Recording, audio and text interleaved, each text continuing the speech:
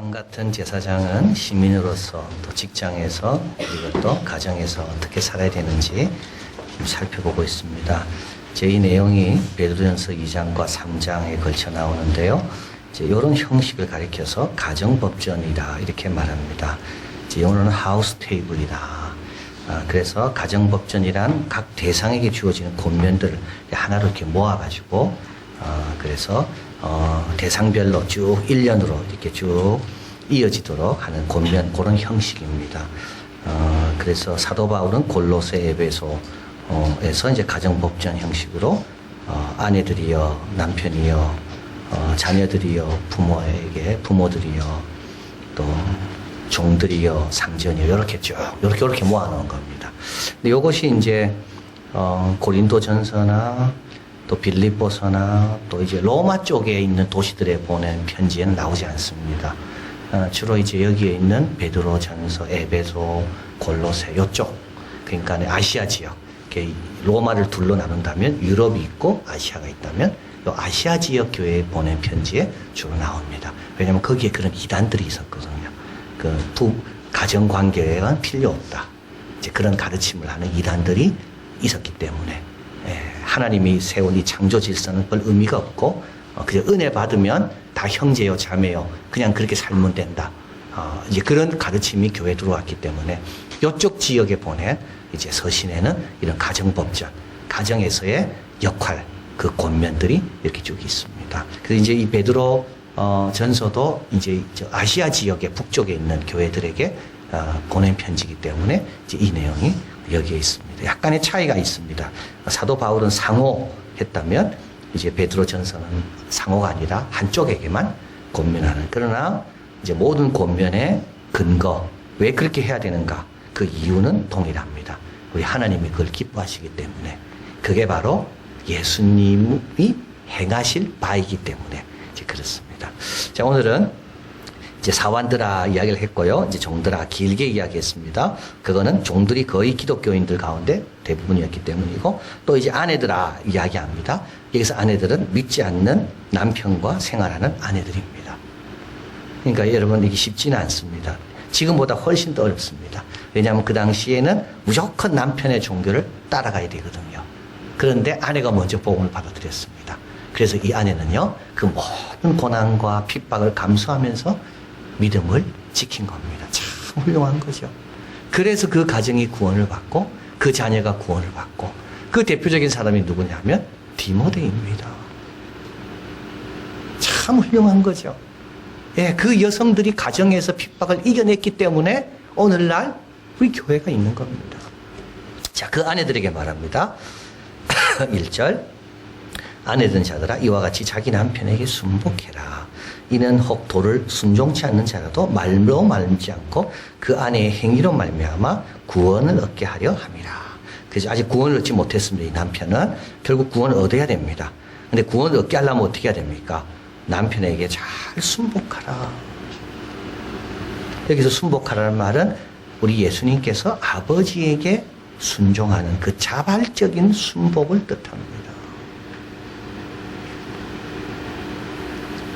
사환들아 까다로운 주인에게 순복해라. 자발적인 순종. 백성들아 방백들에게 순복해라. 자발적인 순종. 아내들아 남편에게 순복해라. 똑같습니다. 주님께 10번 물어보시면 답은 똑같습니다.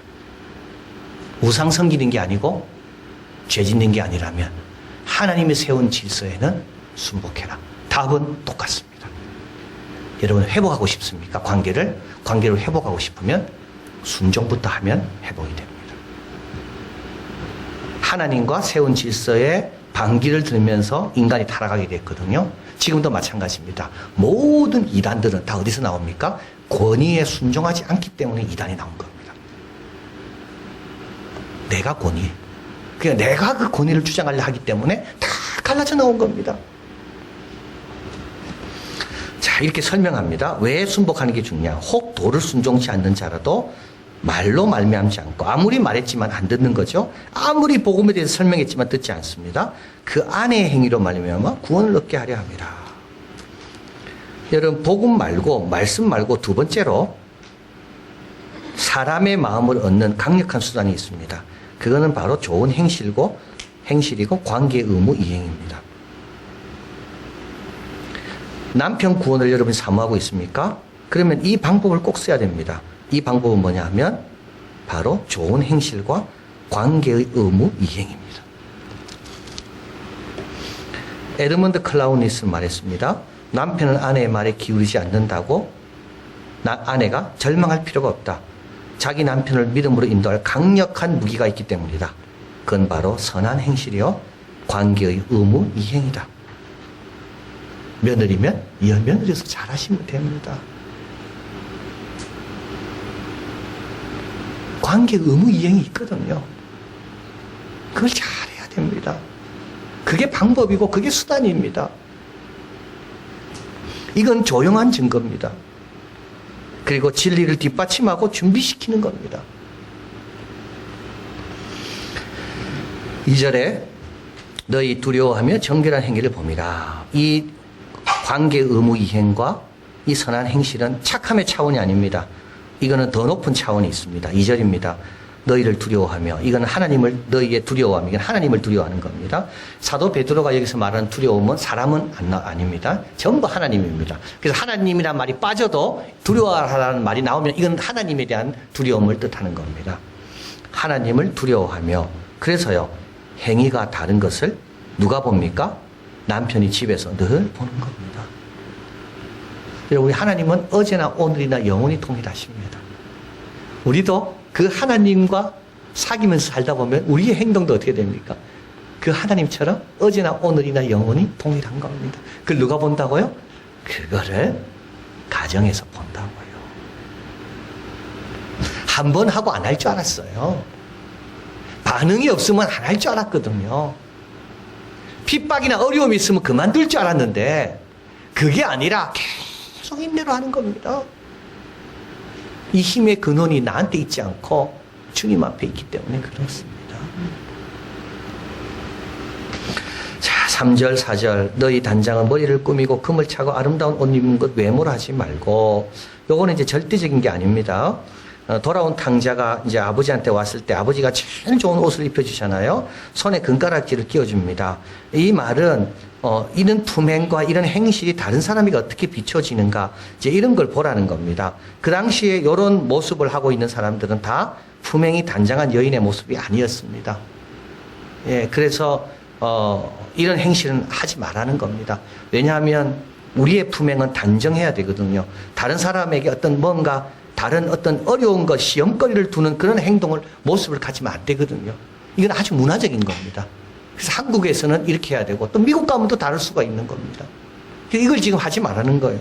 그리고 오직 더 중요한 것이 있는데, 마음에 숨은 사람을 온유와 안정한 심령으로 썩지 아니할 것을 하라. 이는 하나님 앞에 값진 것이다. 그래서 이걸 가리켜서 매튜 헨리는 이렇게 말합니다. 위선자가 그러한 일을 포기하는 곳에서 참된 그리스도인의 일이 시작된다. 위선자는 딱 곳까지만 합니다. 남이 보이는 곳까지만 딱 합니다. 위선자들은. 그러나 참된 그리스도인들은요, 위선자가 멈추는 거기서부터 시작합니다.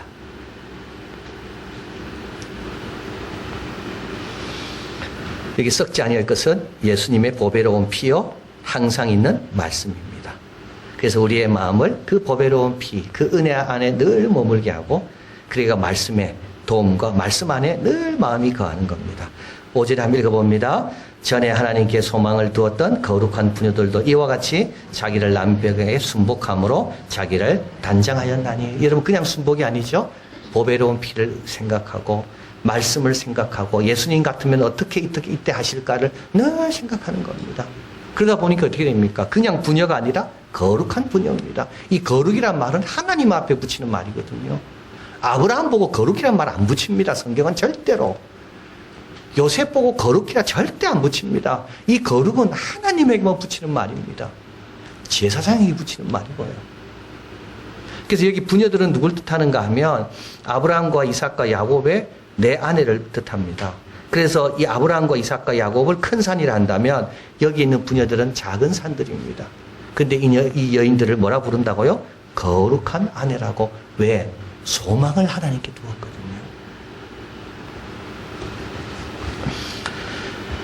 자, 그리고 6절입니다. 한번 읽어봅니다. 사라가 아브라함을 주라 칭하여 복종한 것 같이 너희가 선을 행하고 아무 두려운 일에도 놀라지 아무로 그의 딸이 되었느니라. 여기 그의 딸은 사라의 딸을 뜻하는 거죠.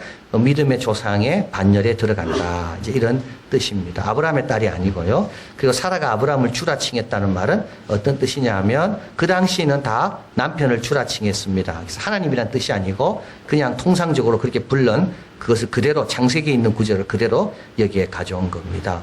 이렇게 사라가 자기 마음을 믿음으로 순종으로 약속으로 늘 준비하고 있으니까 두려운 일에도 놀라지 아니하였다. 이 말은 아브라함이 이삭을 데리고 가겠다 말했을 때 놀라지 않았다는 것.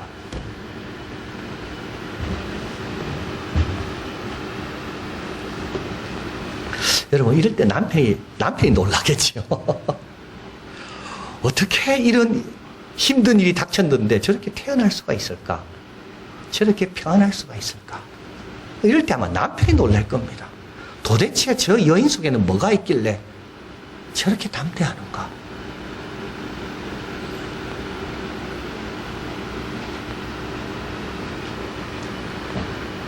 자기 속 사람을 늘 풍성하게 말씀과 은혜로 잘 지키는 사람은 놀라지 않습니다.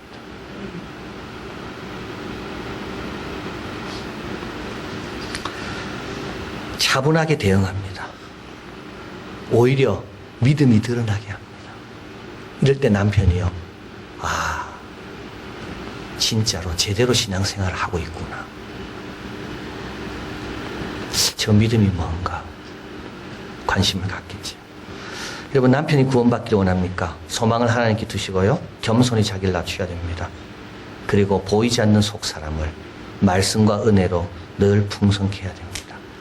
여기로 인하여 나의 전 존재가 새로워지고 힘을 얻습니다. 그래야면 말씀하신 대로 너와 네 집이 구원을 얻게 된다. 아내들이여 남편에게 순복해라. 두려워하며 성결한 삶을 살아라. 자, 두 번째로 이제 남편에게 말합니다. 한번 읽어봅니다. 7절. 남편 된 자들아 이와 같이 지식을 따라 너희 아내와 동거하고 저는 더 연약한 그릇이요 또 생명의 은혜를 유업으로 함께 받을 자로 알아 귀히 여기라. 이는 너희 기도가 막히지 아니하게 하려 함이니라. 남편은 믿지 않는 아내와 사는 것이 그렇게 어렵지 않습니다. 지금은 어려워도 그 당시는 그렇지 않았습니다. 왜냐하면 남편의 믿음을 따라가게 돼 있거든요. 그래서 뭐 남편이 교회 오면 다 따라올 것이고 남편이 우리 가정 예배 드려야 된다면 다 예배 드려야 됩니다.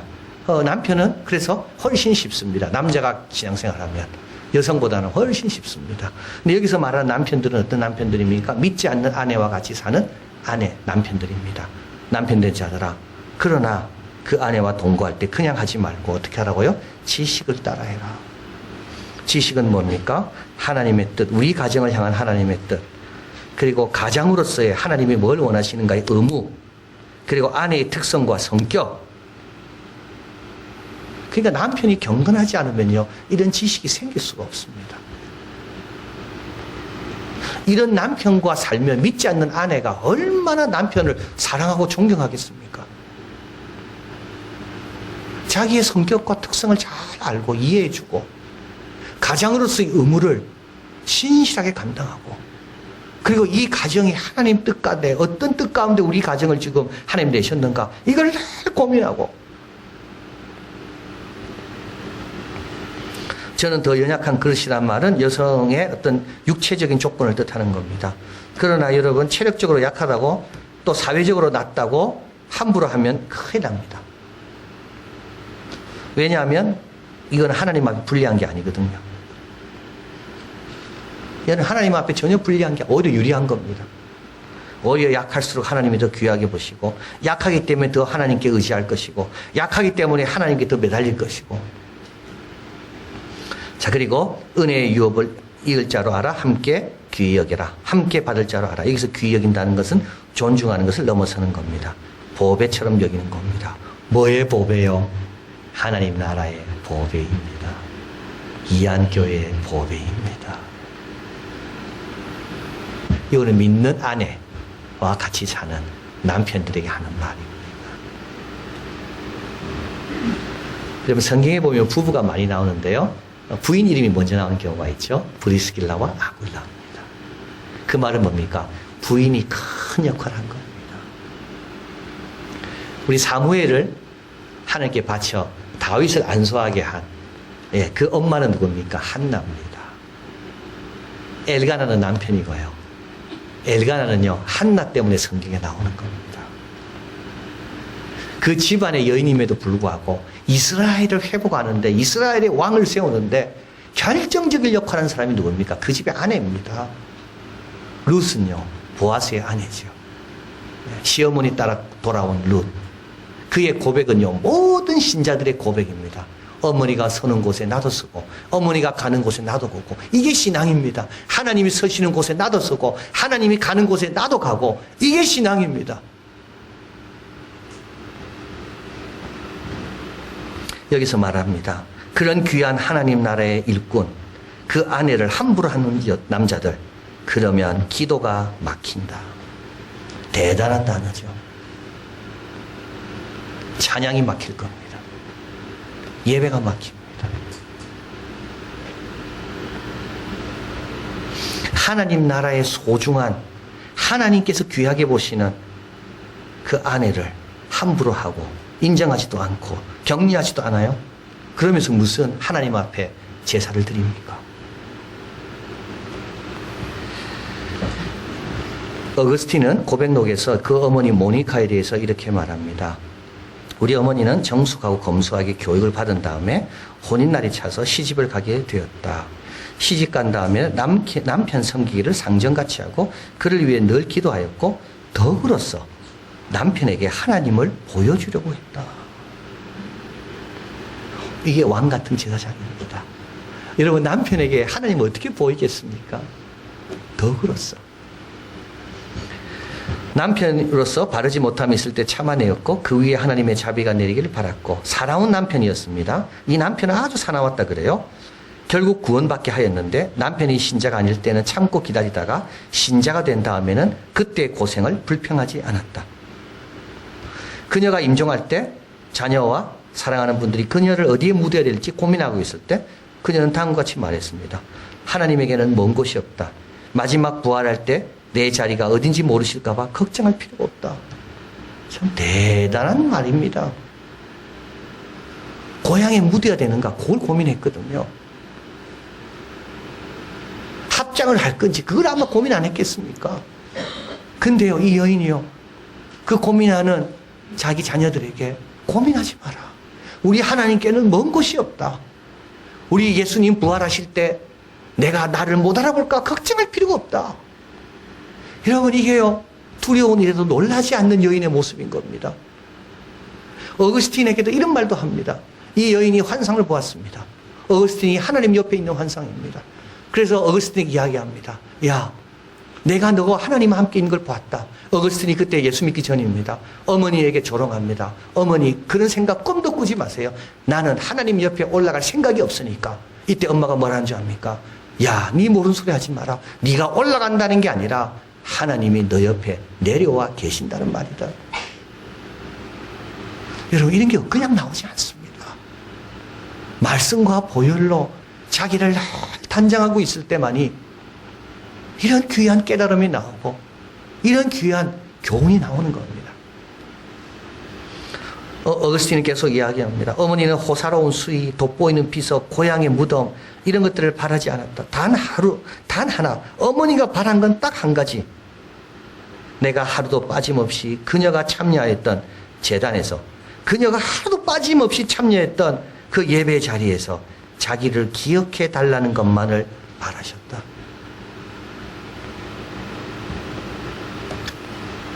어거스틴은 어머니 모니카를 이렇게 요약합니다. 나의 어머니는 한 남편의 아내, 두 부모를 효도로 섬긴 자, 집안을 신앙으로 다스렸고 착한 일을 많이 하였으며 그의 자녀들이 하나님으로부터 멀어질 때마다 상고의 고통을 겪으면서 길러내신 분이시다.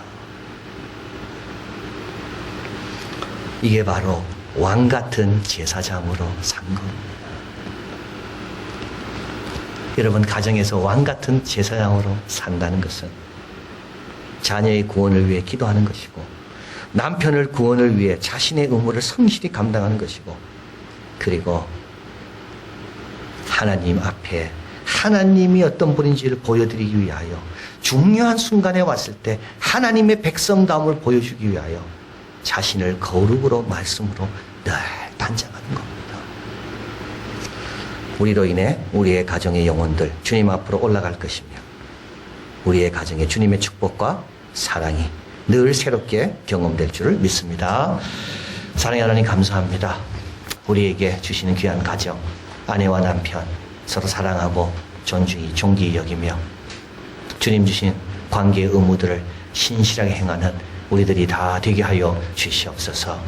말로 하려고 하지 말게 하시고 아름다운 덕으로 우리 하나님을 보이게 하여 주시고 그리고 우리도 어떤 놀라운 일이 있다 할지라도 두려워하기보다 오히려 담대하고 차분하게 하나님의 말씀의 깊이를 퍼내서 나누는 그래서 하나님이 얼마나 귀하고 하나님이 얼마나 우리 가정을 특별히 여기는지를 보여줄 수 있고 나눌 수 있고 방향을 제시할 수 있는 그와 같은 복된 가정 그래서 예수만 섬기고 온 가족이 구원하는 우리 가정 다 되게 하여 주시옵소서. 예수 그리스도 이름으로 기도하옵나이다. 아멘.